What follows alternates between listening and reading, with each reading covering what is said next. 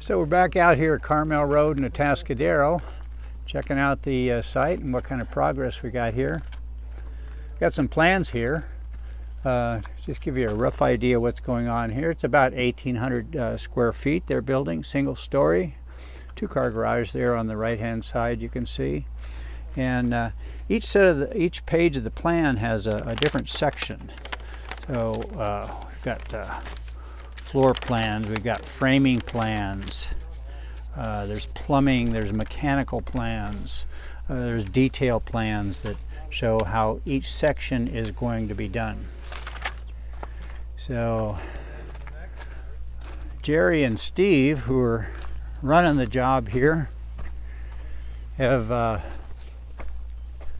gotten a lot of progress, just about wrapped up with the forms for the foundation.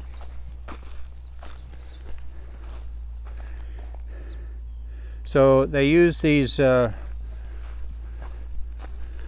2x lumber to build forms in which concrete will be poured, and this will make the edge of the structure, as well as at the base of the hole is called the footing, and that gives it a really strong outside strength so that it can be built on top of. So again, this is the two-car garage. And I didn't look at the plans to see how this is, but you can see how it lays out here. And there's DC, the job site dog. DC's a border collie. And remember the other day we looked at the septic tank, and a little more progress has been done on that. And what they've done, or what they're doing, because down here where that truck is parked, it's a dry creek bed, or a seasonal creek bed, so it does get wet.